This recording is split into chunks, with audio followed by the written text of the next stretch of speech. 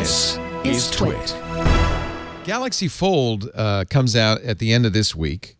I was thinking of running down to my T-Mobile store on Friday, plunking down a couple of big ones, a couple of $1,000, and purchasing one until our friend Steve Kovac said, my phone broke after 2 days. Our friend Dieter Bohn said, oh, there's a big bulge in the phone.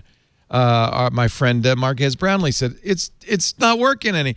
I think 4 of the early reviewers all had broken Fold units. Joanna Stern, too, I think. Yeah. That's right, Joanna. Mark Gurman over at Bloomberg with us. Yeah. So it's 5, 6, Gotta love it. 7. That's a bad sign for a new phone.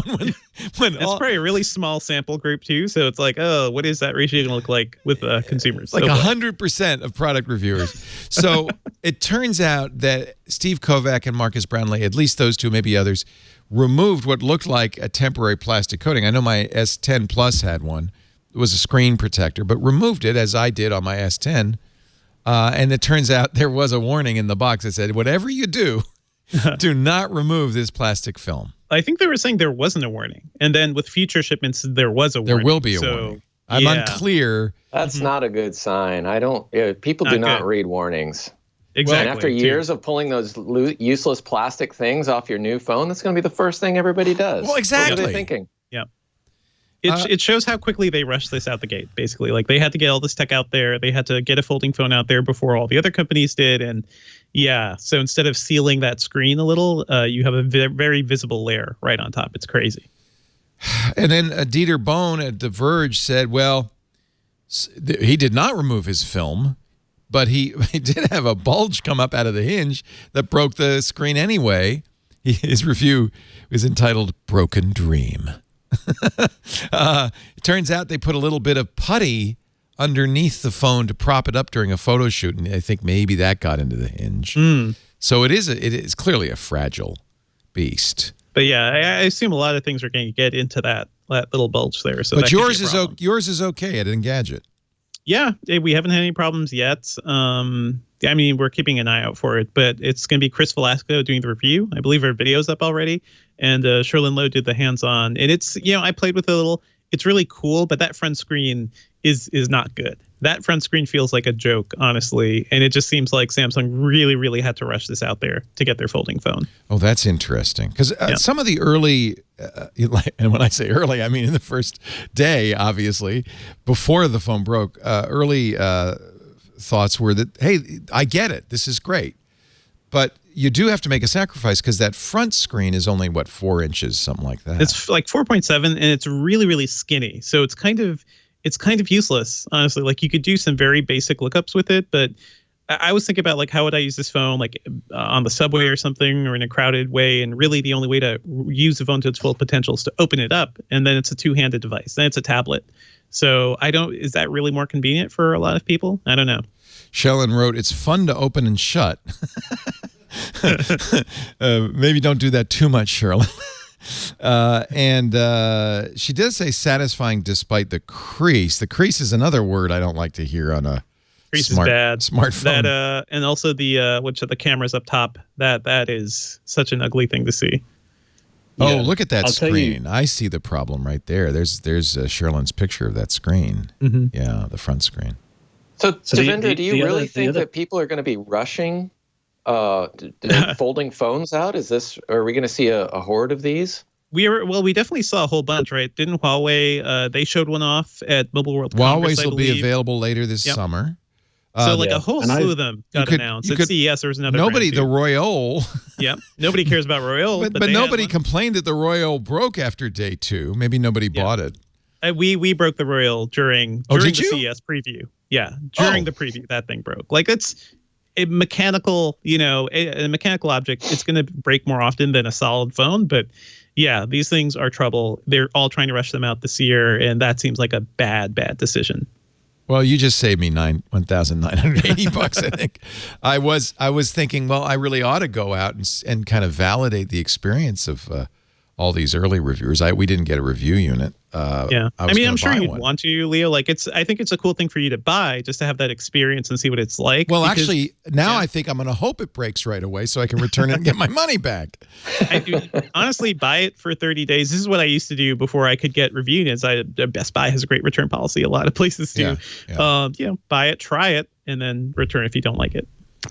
Well, I can tell you the Huawei one. So I've used the Huawei one, and when I was using it, it was the most excited I was about a phone since the first iPhone. So I could not see a crease in that thing at all. I mean, I only got to use it for maybe 20, 25 minutes, something like that. It was one of these behind closed doors thing. The only restriction they put on me is that I wasn't allowed to personally fold it on camera, which is a really, really weird restriction to put on people. But you could fold it yourself, just not on camera. You could fold, but I could fold it, and I've seen the Royale, I've seen the Galaxy Fold, and none of them look like this. Like, it genuinely, when it's folded out, the display, the how thin it is, like it's really weird. No one's bothered comparing it to to a Kindle for very good reasons. It's about 5 million times as expensive. Yeah. But in terms of reading on this thing, like, it is properly nice. Like, it is a beautiful, beautiful device. And the screen is on the outside too, which I think is much more useful than a tiny useless display on the outside and the folding screen on the inside. So it's a trifold. The screen is on the outside. You open it out, and it's the same screen. It just becomes larger. You see both wings. Yeah, it just becomes this like really thin 8-inch tablet. It's gorgeous, and the screen. I was the main thing I wanted to find out with that thing was, can you see creases down the center of the screen? Because obviously on the Samsung, that's one of the things we've seen. And maybe this was a brand new straight out of the box unit, but I was bending it, I was looking at it in different lights, and you can't really see. Like, there is the tiniest hint. But it was very, very exciting. So if you were going to buy any of them, Leo, I would definitely go for that one for 30 days and then send it back. Nate, you misunderstand. I'm buying them all. Okay, well, right. That's perfect. But it really is. At the end of the day, like, anything that has moving parts, we've tried to move away from moving parts in almost everything. It's a reason why the iPad was so successful. Well, one of the reasons the iPad was so successful. They don't go anywhere. It has no moving parts. It has no fan. Yeah. So I kind of think it's a step backwards in one way, but a step forward in a different one. Be interesting. Nate, I think you've convinced me that I want to wait for the Kindle version of whatever. So that I can read on an e-ink screen that's a comfortable size.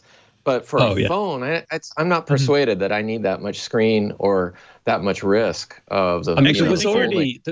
There was a Russian company that had a dual screen phone with an e-ink screen on the back and a color one on the front. I can't remember the name of it now, but they're bankrupt. As a matter of fact, I'm just reading about them. Just this week, they went out of business. Oh, really? Okay. Well, that was the Yada phone. The Yada. That's it. Yeah, that's it. But I think you're onto something, Dylan. Like, I think if we could make an e-ink device that could fold out like this, like, you could have something that feels like a paperback, and then you fold it out, and it's the size of like a magazine or something, and that could be really cool for a really niche audience. Yeah. There it is. There's the Yada. I could just unroll it and it'd be like a newspaper. Yeah. Well, I think that's kind of where this all comes from, is that sci-fi notion of you've got a thing folded up in your pocket that you unfold. But despite the fact that we can currently roll up and unfold OLED screens, there's lots of other issues about the electronics that are attached to it, the hinges, the screens themselves. I don't think we're anywhere close. Like, there's not glass on these phones because they have to use plastic because you can't fold glass. Right. Yeah. So, okay, they're too expensive. Clearly, I mean, these early versions were not intended for normal users. They were intended for a special, weird class of people for whom price is no object, and having the latest thing that's clearly different than everything else is worth that extra price. But if it's going to break right away. Do you know what it reminds me of? Do you remember when Windows Vista was announced and we got those weird laptops that had like a little miniature screen on the outside of the device where you could do like a little bit of email checking and notifications, and there were loads of these around, and everyone sort of thought, like, what's the point? Like, why does this exist? And obviously it went away and we moved in a completely different direction. And I kind of get the feeling that we'll look back at these devices in a similar sort of way. Like, nice experiment at the expense, literally, of the consumer. But maybe it helps us figure out, okay, we don't want to go down that road. Cool. We'll go down this road. And maybe that's what the industry needs to do. But is the tech industry a particular offender here? I mean, I think every industry, I think the auto industry, tries stuff that doesn't pay off too well and then moves on. But the tech industry seems particularly prone to just throwing spaghetti on the wall and hoping something sticks. Why is that? Yeah, pretty much. I mean, it's we're addicts, right? We're innovation addicts. So they know people. They know will buy. They know people will buy it. They know people will buy it, but also, like, I think you look at the gadget hounds, the people who read Engadget and listen to Twit and everything.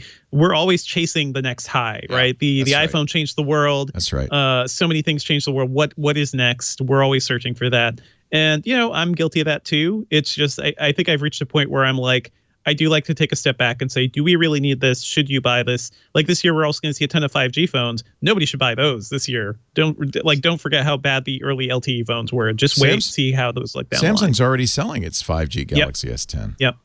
But it's almost pointless because where are you going to use it? Where are you going to use it? It's pointless. Yeah.